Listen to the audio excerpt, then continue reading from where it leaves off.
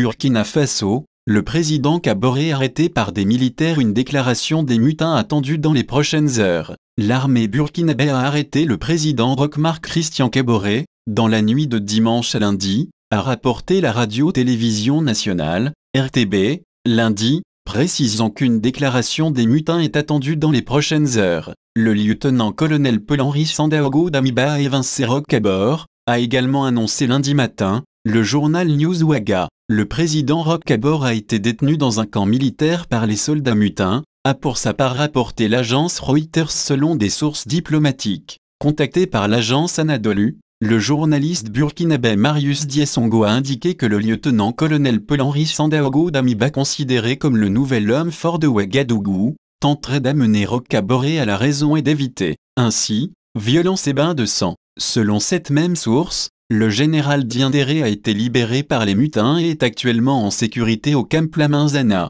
Alioune, l'expert indépendant sur la situation des droits de l'homme au Mali et fondateur du think tank Center, a condamné ce coup d'État au Burkina. Il faut condamner le coup d'État militaire au Burkina et exiger des militaires qu'ils regagnent leurs casernes. Les coups d'État qui se répandent en Afrique de l'Ouest gangrenés par une crise sécuritaire chronique. Agir pour éviter l'effet domino, a-t-il réagi lundi, sur son compte officiel sur Twitter.